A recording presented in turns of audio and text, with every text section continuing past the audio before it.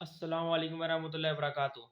आज मैं आपको एक पंडित की वीडियो लेकर आऊँगा जो एक नंबर का ढोंगी है और वो बोल क्या रहा है कि भाई खाना काबा में भी ना हमारा जो पत्थर का जो बुत है ना उसमें दफन है, तो हमारा शिवलिंग वहाँ पर भी है।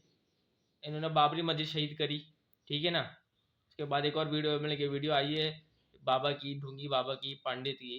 तो उसमें बता रहा है एक लड़की को कि भाई जो हमारा जो शिवलिंग है ना, शिवलिंग जो लिंग लिंग की बात करते रहता खाली है, तो वहाँ पर खाना कबाब भी है जो मुसलमानों ने कब्जा किया हुआ है।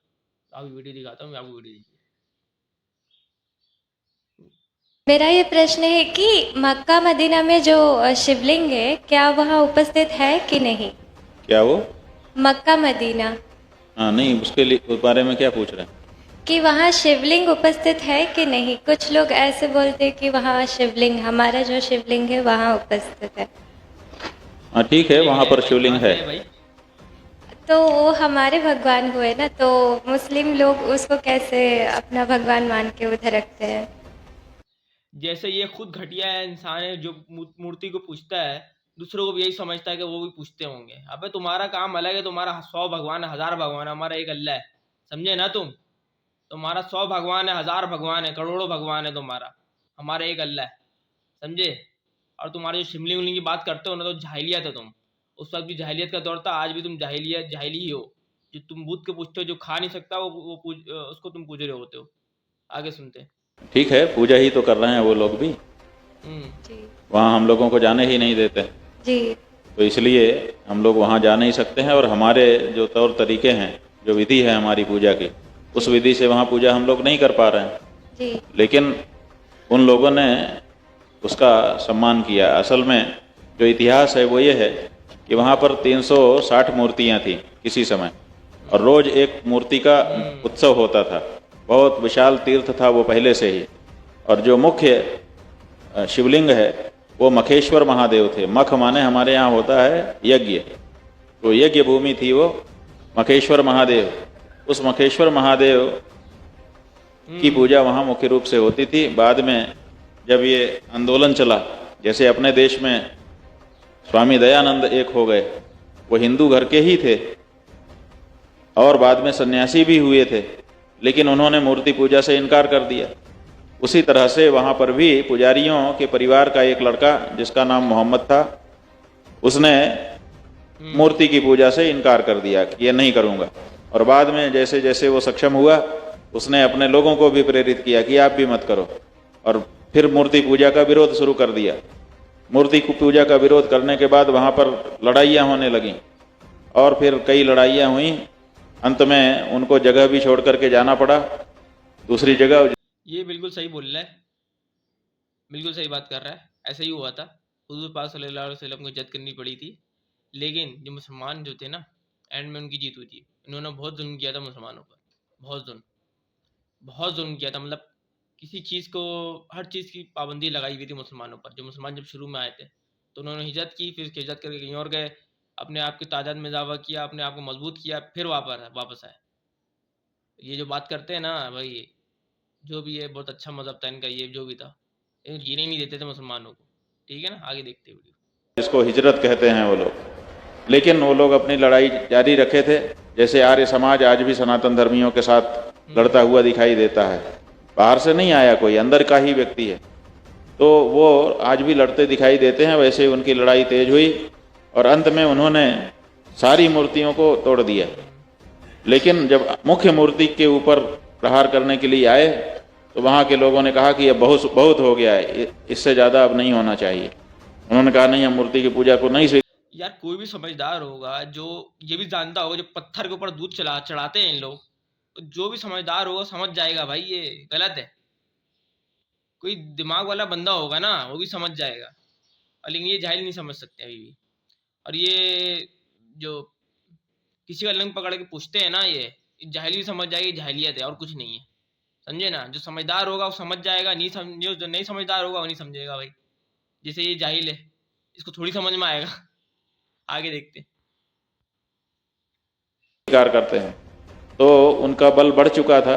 तो वहाँ के लोगों ने समझौता कर दिया। उन्होंने कहा कि हम इसके ऊपर कपड़ा ढांक देते हैं, आप इसको ढके में छोड़ दीजिए, माने आप तोड़िए मत और हम पूजना छोड़ दे रहे हैं। तो कपड़े से ढक दिया गया उसको, वही कपड़े से आज भी ढका हुआ है। अब उसकी परिक्रमा लोग करते हैं वहाँ पर जा कर के, और जो उसके कोने पर चांदी के मढ़े हुए स्वरूप में जो संगे अस्वद माने काले पत्थर की मूर्ति है, उस काले पत्थर की मूर्ति को वहाँ जा कर के हम लोग सिर झुकाते हैं, वो उसको चूमते हैं, और उसको चूमने से उनको लगता है कि हमारी यात्रा सफल हुई। तो उसमें इत्र लगाया जाता है, इत्र लेकर के जाते हैं, तो वो सुगंधी द्रव्य है। त्र्यंबकम यजामहे सुगंधिम पुष्टि। जैसा खुद है ना वैसे समझता है, इसके पास कोई सबूत नहीं है कि भाई ये पत्थर वही है, क्योंकि सारे पत्थर को ये शिवलिंग बोलते हैं। सारे जो भी चीज़ से पत्थर निकल जाएगा भाई ये शिवलिंग है। शिवलिंग का टूटा हुआ पीस है।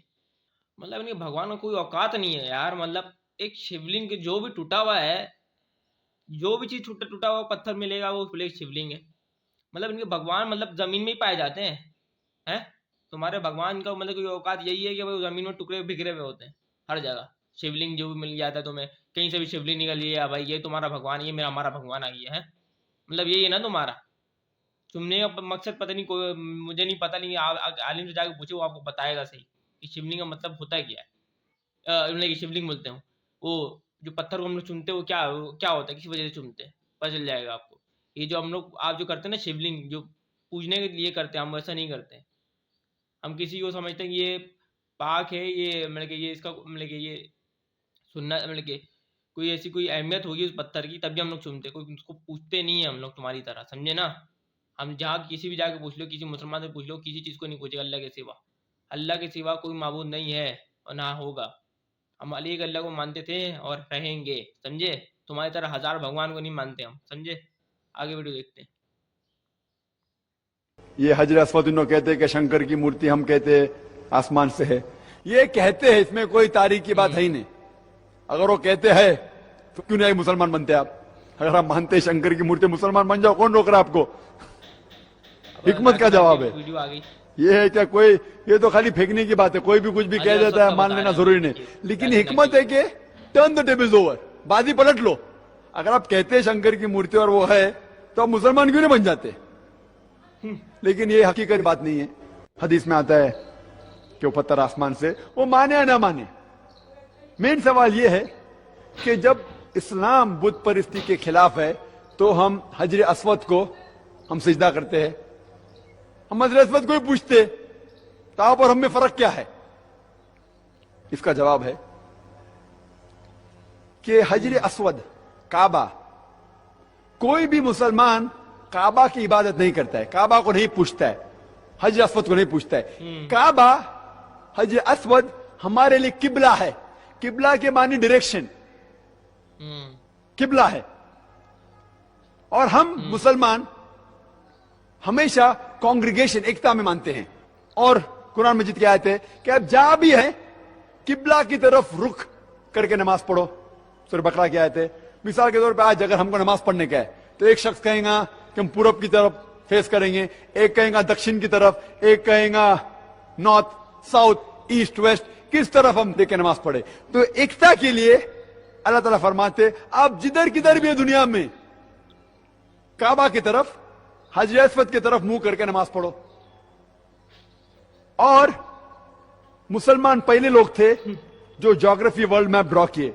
अल-इद्रूसी 1154 में वर्ल्ड मैप ड्रॉ किए। और जब मुसलमान वर्ल्ड मैप ड्रॉ करते थे, तो साउथ पोल ऊपर था और नॉर्थ पोल नीचे, और काबा अल्हम्दुलिल्लाह बीच में था।